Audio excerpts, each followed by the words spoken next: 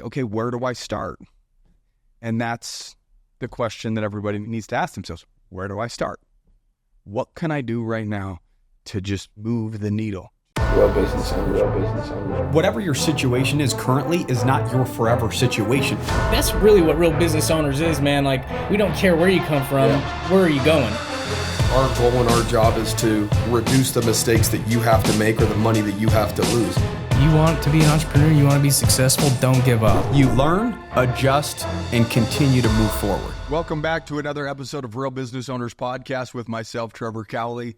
Today I have Corey McNeil. For those that are a part of the Real Business Owners Inner Circle and the family, in other words, that's our mastermind group, as well as the free network group that's on Facebook. If you haven't checked that out or can't find it, send us a DM. But Corey's highly involved in Real Business Owners, basically since inception. Yeah. Corey's going to be stepping in a lot more on some of the podcasts. You're going to hear his name and see his face a little bit more. I want another perspective on the podcast, and Corey's helped so many business owners in the mastermind and solve so many different problems, and I think it's just a good fit for the information that we want to bring to you guys and the value that we feel like we need to bring to the marketplace, right? It's kind of how I look at it. So. And to give you guys a little bit of backstory. So I've been swung a hammer for years and then had a sheet of plywood end my construction career. And that curse turned out to be a huge blessing because I had to, of course, figure out a way to feed my family. And at that time, that was 2004. And I'd been selling real estate and needed to figure out how I could actually market properties. YouTube was still really new. And so I got into the SEO game, the search engine optimization. And at that time, it wasn't even, nobody even knew what it was. Literally didn't have a name for it. So I've been around for a long time. I've worked with some big players in the industry. Probably the pinnacle was Smith & Wesson, the firearm company. Helped them a lot with their accessory line, not the firearms themselves, but a company called Battenfeld Technology. Guy by the name of Jeff Forsberg. He was their vice president of marketing, really good. I'd still stay in touch with him, but it's provided me a cool opportunity to be able to learn from lots of different angles. So not just SEO, but pay-per-click, or still not a big fan of email marketing personally, but you can drop me in a circle and I can carry my own. Like I said, you've been around the block and you could talk the talk and you understand what people are talking about when you're talking about marketing. And you just have a unique perspective as well to say, hey, man, we should word it like this, or we should do. Yeah, but to be fair, that's actually when I first started really so the backstory I actually did, so the marketing, I was hired as an agency for Easier Accounting, and I hit these guys up and said, hey, I'd like to see if you guys would entertain in-house. And then as we were working through different campaigns, the idea was created to start this podcast and the Real Business Owners on Instagram. Yeah. But what was cool about that is watching firsthand you as a marketer, which you'd always I don't know what I'm doing. I'm not a marketer. But I think one of the biggest takeaways that I try to explain to the members in the group and when I'm sitting down with people, I'm a slow learner. So if I'm even just at 52, 53 years old, just kind of waking up to this, it's engineered in the name social media marketing, right? Social media. And the social component, I think you just really understood that, but at a very deep level of what was missing. Some people are naturally wired for empathy, right? You just kind of, not only know what they're feeling, you feel what they're feeling, right? Yeah. And when you'd be hey, look at this person, look, they're hurting, they're struggling. And I'm brother, you got to kind of guard your time a little bit. How much, I see you always over there on the DMs and you're helping people, but you're going to experience burnout if you don't kind of pull back on a little bit. You're there's so many people that need this. But that was the first glimpse of who you were becoming as a social media marketer, and you didn't know that I think it really comes down natural. I think it comes down to human connection, right? And so I don't think enough people understand when they're at a low place or when they have looked up to somebody and they've reached out to them and they feel kind of discarded, right? And so you send somebody that you look up to or somebody that's inspiring you a message, and saying, hey, I see you, I appreciate you, or, love what you're doing, whatever it is. And then you look at the message and they've seen it, they do nothing with it. And so it's kind of disheartening to know that you're, one, spending your time trying to reach out to this person and show them love, but also just appreciating what they do and they don't really even care. Right. And so I remember how that felt to me as a human being. Somebody who you almost look up to. You and again, like I get if somebody has 3 million or 1 million or a certain amount of followers, that's a whole different story. But there were people that I was reaching out to and saying stuff and trying to communicate with that had 20, 30, 40, 50,000 followers. I'm like, hey, love what you're doing, blah, blah, blah, would ask a question or whatever it is. And it would just be, I would see that they saw it, but it was just discarded. Not even like a like or anything like that. And I was just kind of like, I felt kind of jaded a little bit that I took my time to show them love and they didn't even acknowledge me as a human being. And so I remember feeling very, very small in those moments, like I didn't even matter. But that right there is one of the lessons in marketing. Like, and anybody listening to this, if you guys can, like, at our last mastermind meetup, and shout out to the OGs, love you guys, in North Carolina, I'm sure you'll remember, this was geared towards marketing. We were specifically talking about ads. And I got to the point where I'm like, guys, please don't make ads that you wouldn't want to watch. It's one thing as the business owner, we're like, no, that's cool. But if you're doing a shout out like, hey, Southern Utah business owner or whatever, I get it, but you can do better. Yeah. Like, actually think, if you're sitting there scrolling, and this is my point of what you're going to, is that, like, you put yourself in the position of how that person felt. So when you're creating marketing, put yourself in the position of how that person. So when I would do SEO work, one of my favorite clients, Premier Adoptions out of St. George, I remember sitting down, I do this kind of weird little Buddha thing where I actually like will clear my mind. And I'm like, okay, who am I talking to? And then as soon as I'm like, okay, this is a birth mother. She is in a very stressed out part of her life right now. And I can only imagine what she's got to be feeling. Who you're talking about who is going to be reading that website. Yeah. No, the actual visitor. To the webpage. Potential client. Yeah. Right. So I would literally, I'm like, okay, get very clear on it. And later on, I didn't understand that this was a part of marketing, that they're talking to build your perfect avatar. Yeah. But I would do this, and it was a weird way, in a kind of a Zen thing. And like, as you know, man, I'm a big believer in energy and that kind of stuff. Anyway, we both kind of share that. But I just kind of got to that place where I would meditate for a second, like, who is this? What's going on in their life? What are they feeling? And then there's just this part that would kind of take over, and I could just really communicate with that person. Yeah. And that's what you were doing, though, is that you have this ability to be able to, like, talk to people. Sometimes it's like a firm, tough love. Then there's another time where you just build people up. Yeah. But, like, that's really great marketing. One of our favorites, Eddie Malouf, he's actually really good at it. Like, if you notice his ad copy. Yeah. He's really good at making you feel something. And I think that's the hallmark of really great marketing, is when they can make you actually feel something. I agree. I agree. But I wasn't doing any of that for marketing. You weren't calling it marketing. I know. Marketing, because it was just like, you're being a good person. Yeah. And but that's why can't you do that as a marketer? Why can't you just be a good person and solve their problems and speak to their problem and speak to what they're feeling because of that problem, and then saying, this is how we solve it. Something happens when you get clear and you're like, I want to genuinely help somebody. Yeah. And then when you're focused, you become committed to that. So I talk to a lot of our members, right? I do a lot of, like, even like in our free group, if you're listening, hit us up, get on my calendar. I'd love to help and coach people. The number one comment I hear, especially in our inner circle, well, even with the OGs, but like, they will all say, we've been in other different masterminds. There's something different. This group just feels different. How is it? And I'm like, yeah, it's weird. How do you feel? Right, here comes the phone. Yeah. You're pulling it out. Well, I mean, I just barely, so right now it's 4:20 as we're recording this. So at 3:48, so what's that? 30 minutes ago? What does that last sentence say right there? RBO community is definitely one of a kind. Yeah. Yeah.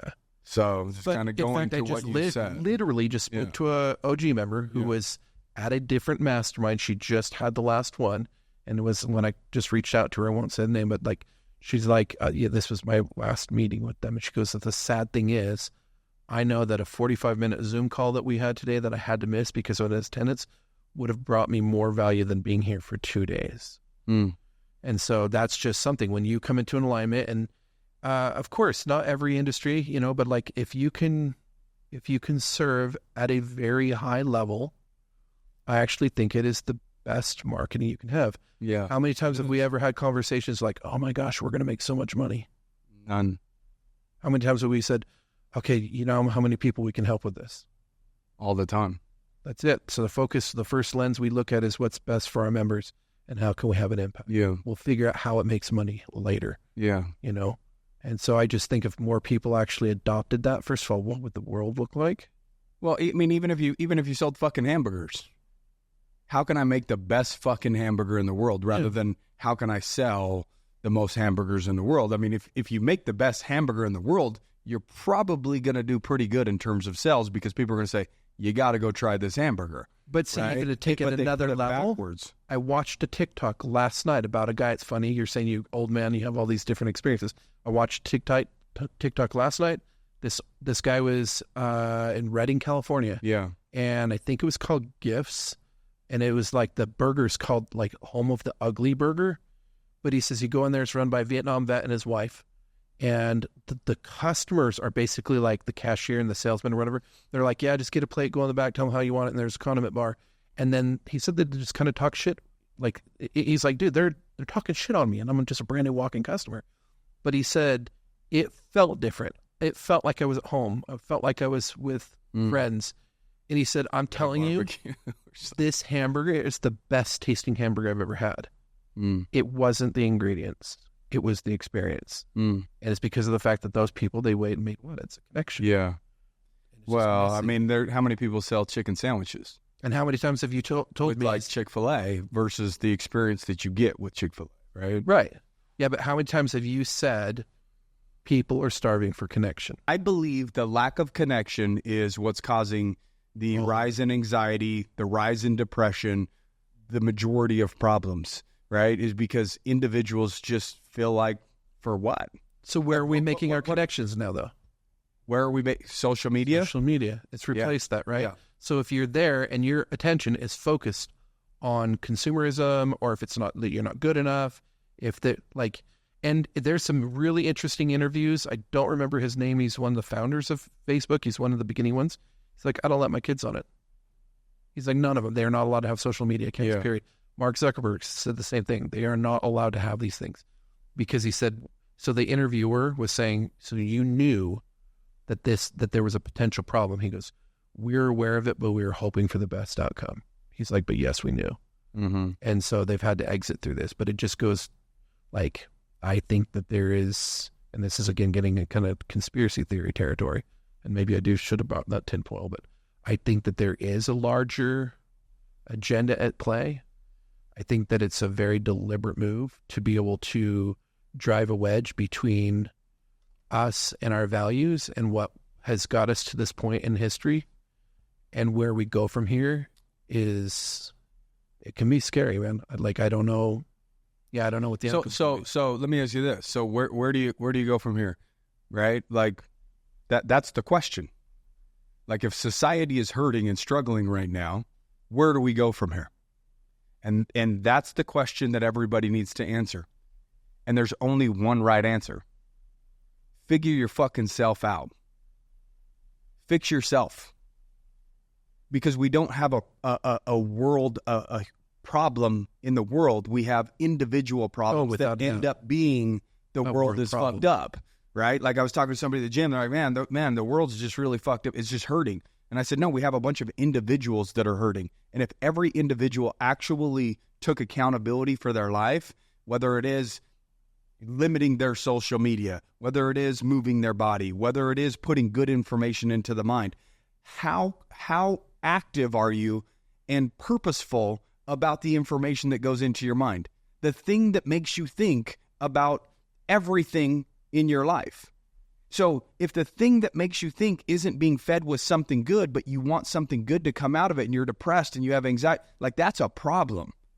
So like put the good in so that you have a fucking chance for something good to come back out. I think that it's just lack of individual control. That's really what it comes down to. So how do you solve the world's problem of depression and anxiety and loneliness? Like by every individual taking personal accountability. That's why Andy Frisella says personal excellence is the ultimate rebellion, because they want you old, tired, sick, depressed, beat up, anxiety. Why? So that they can feed you pills and this and that and dole your entire existence just so that you skate by.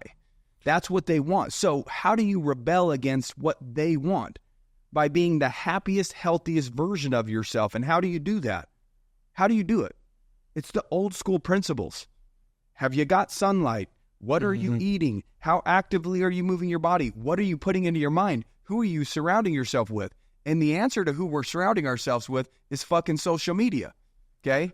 And the majority of shit on social media that's going to be put in front of you, if it's not curated on purpose, is going to be bitchers, whiners, complainers, people going on there to say, man, my boss or my this or that, or shitty news that happened. Like, that's just what it is. I remember joining masterminds in 2018 or 19. My Facebook feed completely changed because all of a sudden I went from having 400 to 500 friends that were just average, normal people in the small town that I grew up in to thousands of people from all over the country, because there were thousands of members of the mastermind, right? These are all people that are what? Individuals that want to get better. So what are they putting on their feed? Positive information that I now get to put into my mind as I'm like my entire feed just completely changed, right? And so it's like that is also part of what's going into your mind. Like the old school Jim Rohn, right? What's the other guy? Alan Watts. Like, So Les Brown. But you got to remember, I think the very first step in this, like in all of this, is actually coming to an awareness. I used to like the term woke before it got hijacked. That ability to be able to like have self-awareness is one of the ultimate superpowers. Is even know what motivates you and why you do things. And I do lie to my own self sometimes when I'm like, I know I'm going to, I know at this point how I'm going to respond in a situation, right? In fact, a good one, bro, I'm just not motivated by money. Yeah. I'm just not. Now, like helping somebody, yeah, I'll get behind that all day long. The trick was, how do I hijack my brain to get the outcome? Because I know I still need money. Yeah. And that was just when I started assigning is like, I can actually make a good living, do well by helping you guys. And so if I want to have that outcome though, I need to flip the script on myself. And I need to be like, okay, cool. If I can help them do X, Y, Z, I'm not getting like, if I'm like, I'm going to make $100,000 more this year, that's not going to motivate me. But if that's the outcome, and just learning to help other people. So that being said, the first step is the awareness, but then also understanding what motivates you. So that brings me to a good question. Like, where were you when you woke up? Like, what happened? Because I worked for you before this version of Trevor really emerged. I remember you talking to the sale guys and stuff like that. And I've had a first row seat of watching this transformation. But like, when did that happen? I don't know. I mean, it's. I know it's gradual, but it is gradual to a certain extent, right? Like, it goes back to everything that I just barely said, right? It goes back to, putting yourself around the right people, moving your body, like all this. Like, I have old pictures of me that, like, I looked at my passport just the other day, dude, and my face looks like a watermelon. Like, I could show you after it's unrecognizable, but it was just it's death by 1,000 cuts. It's change by 1,000 little teeny, the small things that you don't even know would even make a difference, compounded over time, make the biggest difference. Okay. And then it got to the point where it was like, I started seeing, as I did the small gradual things, started listening to better information, started opening books and like trying to change who I was, move my body, religiously, things like that. But it got to a point where I saw other people simply based upon the way they live, they were filling stadiums. The biggest shift for me was when I was in Texas and I had the opportunity to see David Goggins go speak. And I was watching all of these people get extremely excited about going to watch this man speak, that all he does is outwork everybody else. So I'm watching grown-ass men gawking at the fact that they get to go spend their lunch listening to David Goggins talk about getting after it. And it was like in that moment that I was like, I can literally separate myself right now and not go to that fucking lunch and go out and get a run in. While he's talking about being about it, I'm actually out there being about it. And so I was giving my brain undeniable proof I'm outworking him in that moment. But it also motivated me to know, you're telling me if I simply outwork everybody else and just do crazy shit, that my life can matter and have a positive impact on other people? That's when it really started shifting for me. That people gathered around and listened to a grown-ass man that just runs constantly, that moves his body constantly. They want to crack open that mind and see how it ticks. That's all they want. They get high taking a picture with a fucking guy that gets after it. Imagine if I was just the guy getting after it and the impact that I would have the ability to make. I wanted my life to actually matter, not just financially for myself, but I wanted to create a ripple effect that was noticeable, that made the world happy that I was put here. And I watched what he did and how people talked about him and how they looked forward to hear him talk about getting after it. And so I said, I don't give a shit if I have to get after it for 2, 3, 4, 5 years. I'm willing to put in the time. I'll play the long game, but it's going to be undeniable by the time I get done with this that I'm going to make the waves that I want to make, because I'm willing to do some of the difficult things that I know for a fact other humans they just won't do. And I've already gone through things that I know for a fact most people won't go through. I already know it. I understand the spark at that moment was when you had the decision to go beat David Goggins or beat David Goggins, what he's about. Yeah. What I'm curious, like I said, we're kind of rewinding back. At that moment when you're at Easier and this stuff started, what was the drive, or somebody listening to this right now, they're at a place is like, I want something more. I don't have it in me. Like, I don't like how like the ability to tap into that like, I don't know if it's a fuel. Think of a big forest fire, right? When it's going. And as it's raging, if you rewound the clock back and you actually watched that fire as it started, there has to be an amount of fuel and the right ingredients of source and temperature and all this. But it does start, as cliche as it sounds, with a spark. And that's what I'm hoping to see is like from where you were at. And you do, by all accounts, you guys were, well, this actually was kind of pre-winning, because Easier at that point, I think it was maybe 3 million, 4 million a year. It was doing okay, right? But this is right about the time when you guys are getting out, going to the masterminds. Well, initially it was about money. Okay. I wanted to improve myself because I wanted more money. Okay. That's why most people go down the path of self-improvement. But why did you want more money? What was it going to do for you? It was going to give the little poor boy inside of me everything that he never had, right? In other words, when you grow up poor, all the problems that you experience when you don't got food, it's a money problem. When your lights get shut off, it's a money problem. Everything that you experience is a money problem. So if you solve the money problem, then all your problems are solved. And guess what? When we started joining masterminds, that's exactly what happened. We started making a lot more money. We had way more connections. And then year after year after year after year, our income doubled and then doubled and then doubled again. And then we were making 7 figures on an annual basis as individuals, not necessarily as a business, right? The business was 8 figures. So at that point, it was like, okay, I'm motivated to improve myself so that I can increase my financial situation. But then what happens when you increase your financial situation and you go from, hey, I want to make 250,000 a year to 500, and then 500 to $1 million, and then you go to 1.5. Like, what happens when you start hitting all these benchmarks? Do you just go from 1.5 million to 3 million? How did it feel? And then it felt empty. It felt empty. It felt like I was good and I was taking care of myself, and that's good. Like, cool, I got a roof over my head, food in my mouth. Like, all of my necessities were taken care of.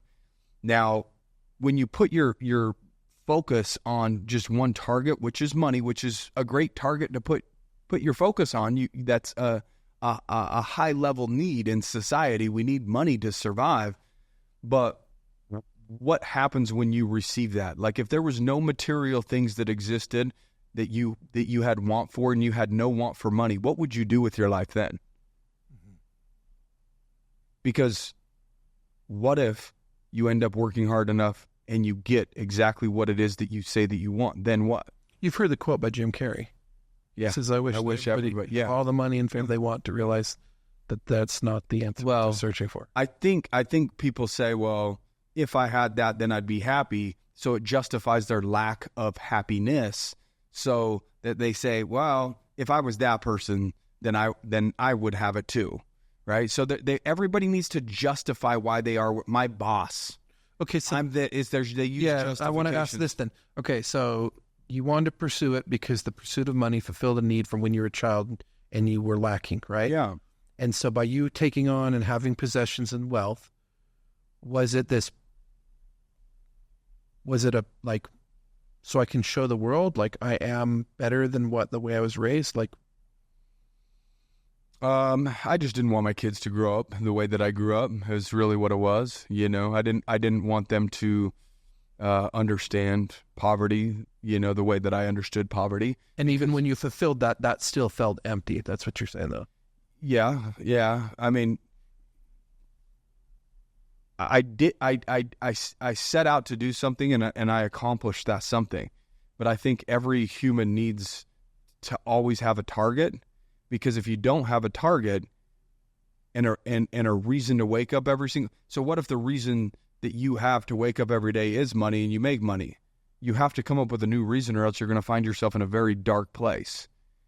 And the thing is I was angry, upset, frustrated, aggressive because I was lacking something in my life, which was money. So I decided to do self-improvement to try to make more money, which, it led to networking and working out and reading and podcast. And I started going down that path. And as I was improving myself, I was starting to shift into a different person. And as I was shifting into a different person, I was also making way more money. And so as I finally got to this point of making way more money and was a completely different person than the individual that started the journey and had the need of wanting all this money to fulfill this whatever emptiness or hope that his own children didn't experience. The weird thing about it is like, I wouldn't change my childhood for anything. That's the weird thing. But yet I don't want my kids to experience it. Like, I had the luxury of growing up poor because it created the individual that I am today, and I wouldn't want it any other way. So and I think sometimes we say, hey, it was for my kids. It's for my kids. Well, I mean, I also was written off. Like, I think everybody gets to a point where they get sick of fucking looked over, right? I will tell you, being older than you, this is one of the things, like life lessons I've learned. I wouldn't trade my childhood either, and I didn't have it easy either. Yeah. Like, there was part we were homeless and all that, right? It defined who I was, for sure. Like I wasn't defined by it, but it made me who I am. I didn't want to give that to my children, but it's so weird. I wouldn't want them to have the thing that I'm actually grateful for, right?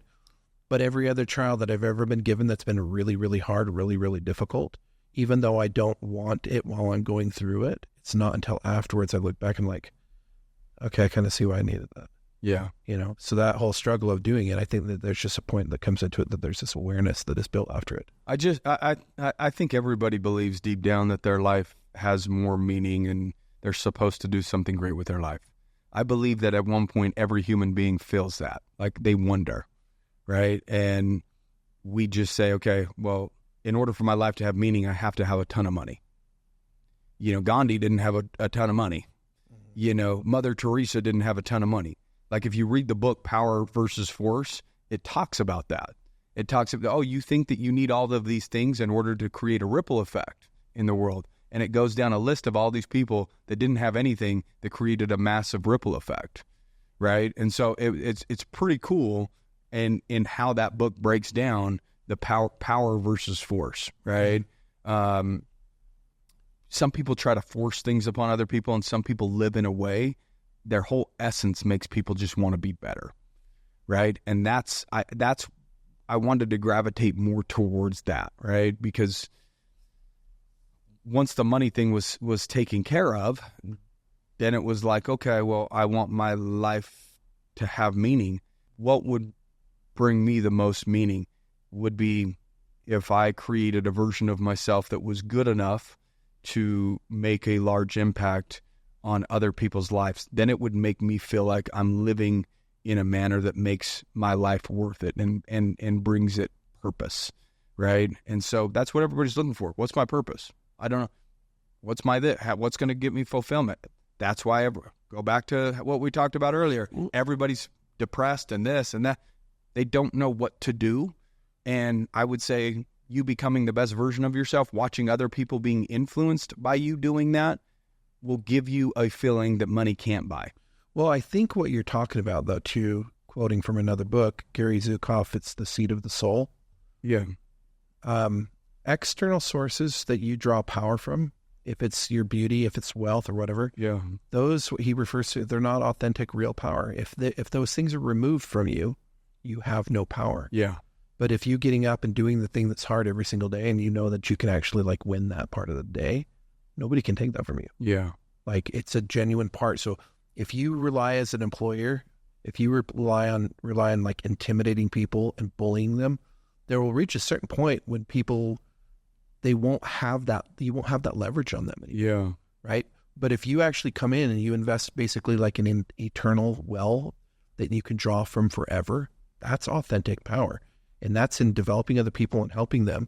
Yeah, you will have the occasional person who wants to abuse it, but they have a tendency to remove themselves out of the situation. But really what you're talking about is that Gary does a really good job in the book of explaining that at depth. But I worked with a lady who she thought her value was in her beauty and how she was a freaking manipulative, crazy lady. Yeah, actually, no. I could tell you stories on that would just be like, yeah.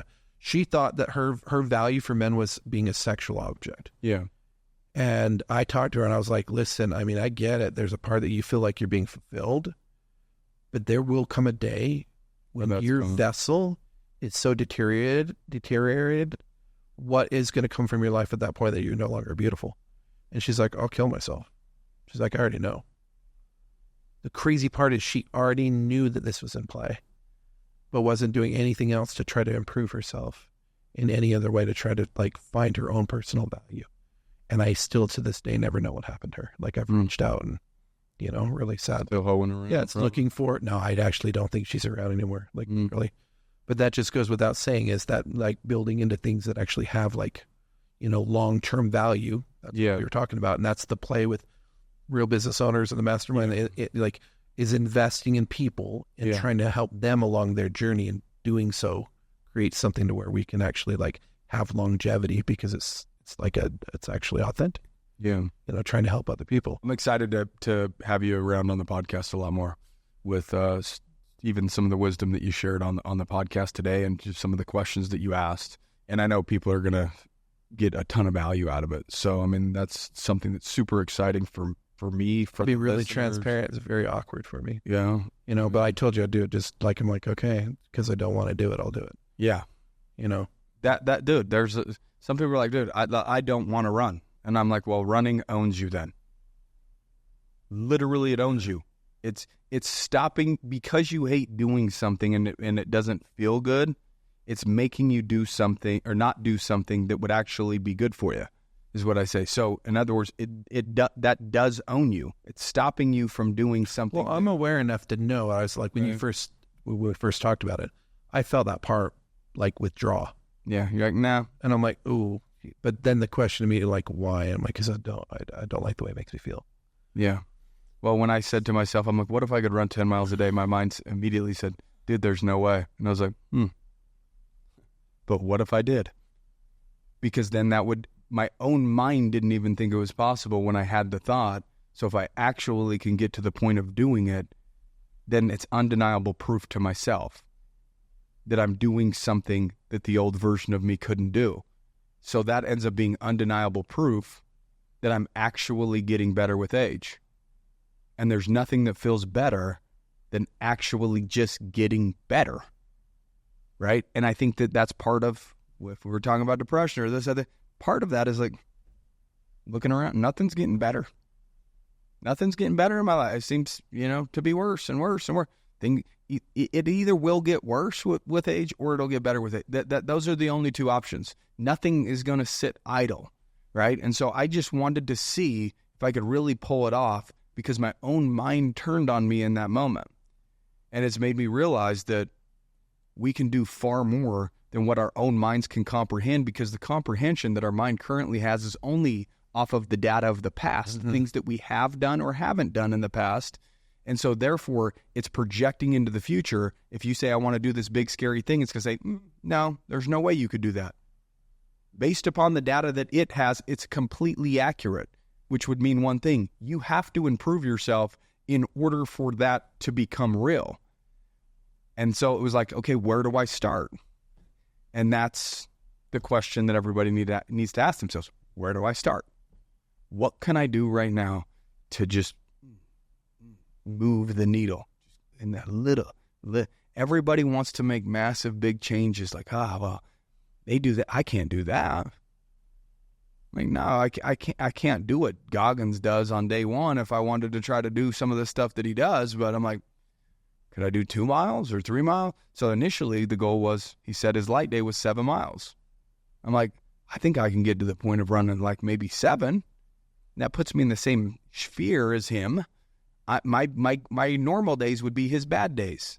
And so now I'm playing in his playground. It's still his playground, but I'm on the edge. That's the idea, is to start playing on a new playground, but you hang out around the edge, and then you slowly make your way in until you are the individual that people set their goals to. Like, I want to be able to do that, right? So you're saying that it starts with an idea that you could be more or have more. That's what you're really saying. Yeah, it starts with an idea that you could have and be more, and then your brain will immediately turn on you and say, that's not you, dude. That's where it starts. And then you're like, come here, little bitch. Yeah. Then it's like, okay, well, fuck, it isn't me. But what can I do to make it me? That's the question. And then you find a starting point and be okay with playing a long game. I think that's why people don't change, because it takes so long in order to make real, true change that it's just... Well, I think one of the things, this is from an observation point. You made this big announcement right around your 37th birthday, which are you 39 this year? 40 next. 40. Yeah. On like a week, right? Well, by the time this airs, yeah, it'll all be 40. Which you're going to be doing 50 miles for that. Yeah. Okay, so the point is that you held you made the announcement to, I'm sure listeners have heard this before. You went into people at the accounting office and you're like, I'm going to run 37 miles on my 37th birthday. Yeah. Held you publicly to accountability, right? Yeah. So in that, would it be beneficial for people to make the announcement? And if so, can they just make it to anybody? Because sometimes you get those people that are willing to try to pull you down, right? Sure. But accountability is part of the... It's not even necessarily accountability. Let people laugh. I use that as motivation. But again, but you're publicly holding it up, so you were personally accountable to yourself, right? Yeah. So I know in our mastermind, part of the thing, we have accountability groups, right? Yeah.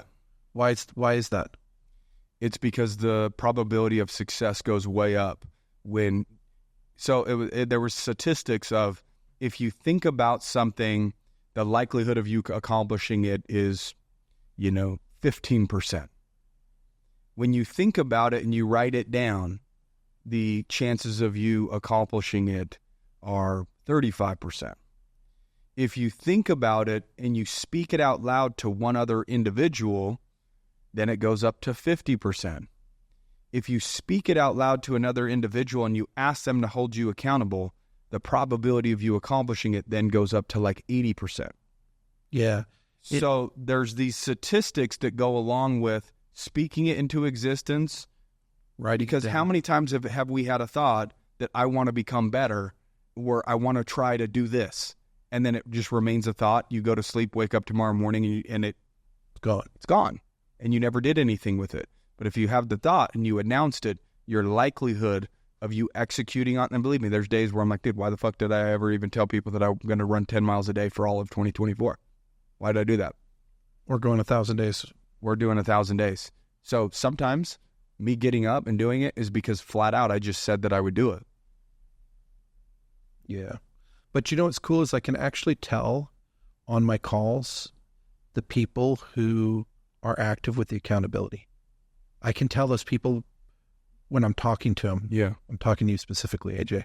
But like those people who are active and who really, they do it, you can see it in their performance. You can see it the way that they change and they evolve. Yeah.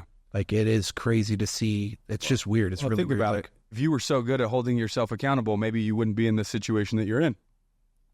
You see that you're now at a low point wanting to change. So you have data on yourself that, hey, maybe I'm not the best accountability partner for myself. I will let myself slide.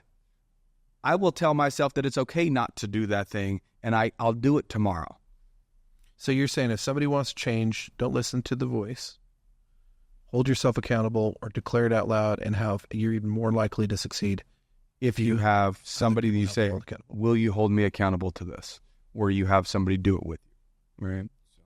Anywho, guys, rate and review the podcast. Continue to do that. Yeah, it kind of comes and goes in waves a little bit. If you guys are wanting to level up, go to joinrbo.com. You will actually get on the phone with Corey himself. We do vet everybody before they come into the group. We don't just, there's not like, hey, click a link and just pay and just hop on in. Like, we're trying to build something very, very special. And so far we're succeeding at that because of the way that we've done it. And because we have, gatekeeper, so to speak, that wants to get to know who you are, what your values are. And we do remove people. And yeah, like that's legit. It's not a marketing thing. Yeah, we do. So if we hear something about somebody that's they're not living up to a certain set of values or not living with integrity, then they will be removed from the group because we don't want anybody to look over their shoulder. Our job is to kind of police it and make sure that the community stays strong and of high integrity. If you're wanting to be a part of something, join RBO.com, get on the phone with Corey. You'll automatically get a calendar link and you'll get a video from me, and we'll get it rocking and rolling and figure out who you are, what you're about. We'll tell you who we are, what we're about. I think you already know if you've been listening to this. But anyways, I want to give you guys also an update. Next week's episode is going to be by Kel. Kel's going to give you an update on everything that he's been up to. Kel's been way more focused on easier accounting, and he started an Easier Money podcast, and he's going to talk about that next week. He's going to do an episode on here and give you guys an update on where he's been, what he's been up to, some of the investments that he's involved in, some of the businesses that he's started since, and what he's doing over there with the Easier Money, the podcast. So it should be pretty cool. It's supposed to be like really more like tactical. Yeah, so you guys stay tuned for that. That'll happen. Should drop next week or the following week. Anywho, rate and review the podcast. Hope you enjoyed today's episode. Other than that, guys, keep kicking ass, and we'll see you next week.